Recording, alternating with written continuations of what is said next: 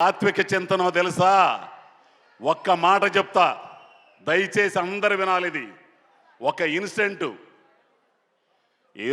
ఇరుముడి కాదు,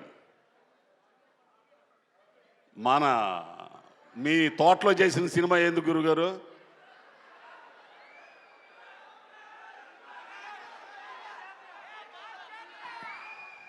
మాస్ జాతర.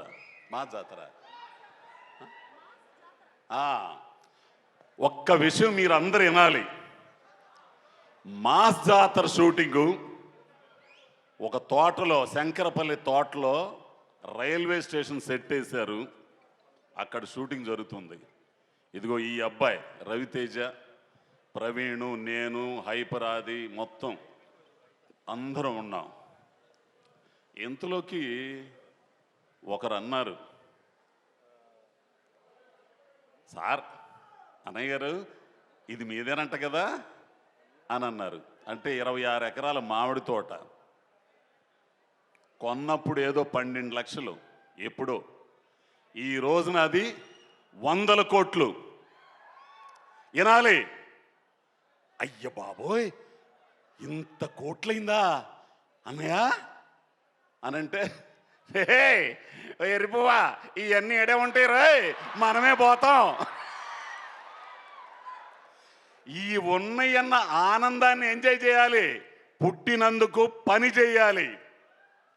ఖాళీగా ఉండకూడదు, సోమవారిగా ఉండకూడదు. పని పని పని దైవం. బ్యాక్ టు బ్యాక్ సినిమాలు చేస్తా, పని కల్పిస్తా. ఆర్టిస్టులు కానీ టెక్నీషియన్స్ కానీ చేసే ఒక్క హీరో కూడా ఉన్నాడంటే రవితేజనే. కాదంటారా? హిట్టు ఫట్టు తీసవుతాంగ పోయే ఇవన్నీ అనవసరం. తెలిసినా పని పని ఇండస్ట్రీ కొన్ని వేల మంది, కొన్ని వందల కుటుంబాలు, కార్మికులు, టెక్నీషియన్స్, అసిస్టెంట్ డైరెక్టర్లు మొత్తం 24 క్రాఫ్ట్లు ఉన్నారు. వాళ్ళకి పని కల్పించాలి. వెంటనే సినిమాలు చేసి పని కల్పిస్తున్న ఏకైక హీరో. ఇంకొకటి, ఈ విషయం ఈరోజు ఖచ్చితంగా మాట్లాడతా. ఎవడేమనుకున్నా సరే వస్తారు. ఎవడి టాలెంట్ ఆడుంటుంది ఇక్కడ, ఎవడ ఆట ఆడతాడు ఇక్కడ, ఒకడు నియంత్రించలేడు. తెలుసు, అర్థమైంది. ఎవరన్నారు ఈ మాట? రంగస్థలం దెబ్బతో మేము ఆడడానికి వచ్చాం, మాకు ఆడడానికి అవకాశం ఇచ్చారు మైత్రి వాళ్ళు, సుకుమార్ గారు. ఇక ఆట ఆడడం బిగిన్ చేశాం. టాలెంట్ ఉన్నోడు ఉంటాడు, టాలెంట్ లేనోడు సర్దుకుని వెళ్తాడు. అవకాశం ఇచ్చి పిల్లి మెళ్ళలో గంట కట్టినోడు గొప్పోడు. అటుంటోళ్ళు మైత్రి వాళ్ళు, సుకుమార్ గారు. ఇది ఖచ్చితంగా చెప్తా నేను. ఇది అర్థమైందో లేదో మీకు ఒకసారి రివిజన్ చేసుకోండి. ఎవడబ్బ సొత్తు కాదు ఇండస్ట్రీ, టాలెంట్ ఉన్నోడిది.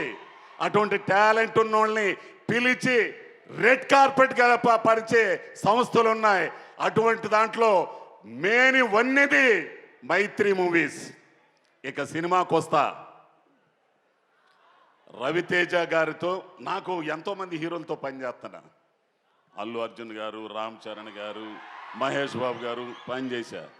కానీ ఆ పిల్లోడితో ఉన్న అనుబంధం, అబ్బాయి ఏ జన్మ బంధమో కానీ నువ్వు ఉంటే ఈ డయాసు, ఈ పబ్లిక్ సమక్షంలో చెబుతున్నా,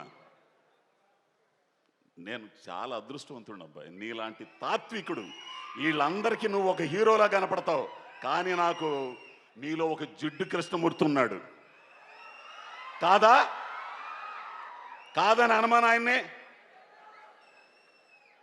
నిజంగా ఉన్నది ఉన్నట్లు మొహమాటం లేకుండా నిజంలో బ్రతకడం, నిజంగా ఉండడం ఆయనకు ఒక్కడికే చెల్లింది, నాకే చెల్లింది. ఎవడేమనుకున్నా సరే చెప్పాల్సింది చెప్పా. ఇకపోతే ఇరుముడి.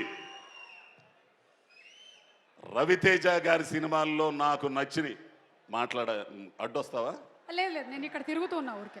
రవితేజ గారి నీ సినిమాలో నాకు నచ్చింది ఆటోగ్రాఫ్, మై చరణ్, అది నేనింతే, విక్రమార్కుడు,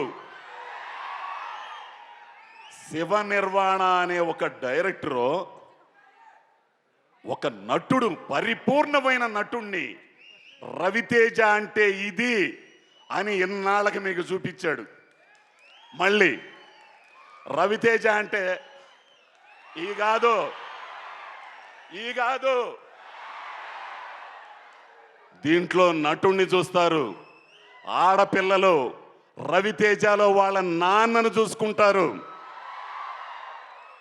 నాన్నంటే ఇలా ఉండాలి, ఆడపిల్లల్ని చక్కగా చూసుకునే తండ్రి అంటే ఇలా ఉండాలి, వాళ్ళకి భరోసా ఇచ్చే తండ్రి అంటే ఇలా ఉండాలి, వాళ్ళ ఒంటి మీద చెయ్యేసిన వాళ్ళని ఒక రకంగా చూసిన చెండాలు తీసే తండ్రి అంటే ఇలా ఉండాలనే సినిమా ఇది.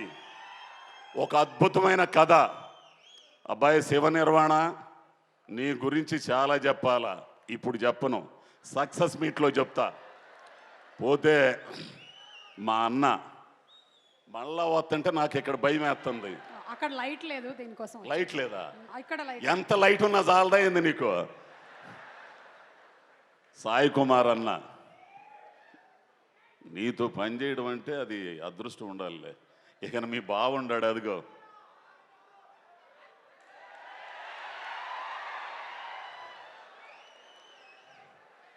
హీరో గారి సెట్టుకు వచ్చిన, అందరి సెట్టుకు వచ్చిన ఆయన రాడు. ఎవరు? రమణ భార్గవ కమిటీ కుర్రోళ్ళతో అక్కడ ఉండాడు ఆయన. ఇలా ఈ సినిమా చాలా గొప్పదండి, ఒక అద్భుతమైన సినిమా. ఇన్నాళ్ల తర్వాత ప్రేక్షకులకి బ్లాక్ బస్టర్ అని నేను అన్నాను, కానీ బ్లాక్ బస్టర్ అనేది చాలా చిన్న పదం. కాబట్టి 21వ తారీఖున రిలీజ్ అవుతుంది. ఆ రిలీజ్ అయ్యేదాన్ని థియేటర్లోనే చూడండి. ఈ చెత్త బొంగు ఇవన్నీ ల్యాప్టాప్లు వీటిలో మాత్రం చూడద్దు. ఏంది ఎమ్మటనే ఇదేంటో నాకు అర్థం కాదు. హాల్లో వేస్తానే ఉంటారు, ఒక 10 నిమిషాలు వీడు ఇక్కడ చూస్తుంటాడు. ఇది ఎట్ట సాధ్యమో పెద్ద పెద్ద వాళ్ళందరికీ మీకే తెలియాలా? తప్పురా బాబు, ఇదంతా అడ్డుకోవాల్సింది ఇదిగో ఈ జంజి, ఈ జంజియే మీరే అడ్డుకోవాలి. పైరసీ కానీ దాని అమ్మ మొగుడు ఏదన్నా కానీ. కాబట్టి అందరూ కూడా దీన్ని విజయవంతం చేసి అద్భుతమైన సినిమా మీ అందరి జీవితాల్లో నిలిచిపోయే సినిమా. ఎందుకంటే కొన్ని సినిమాలు రంగస్థలం, పుష్ప కొన్ని కొన్ని ఉంటాయి, అట్లానే ఇరుముడి కూడా ఆ కోవలోకి వచ్చే సినిమా ఇది. థ్యాంక్స్ నన్ను భరించినందుకు. ఇప్పుడు దాకా ఇంకా ఎన్నో చెప్పాలనుకున్నాను అబ్బాయి, అక్కడ మాట్లాడతా.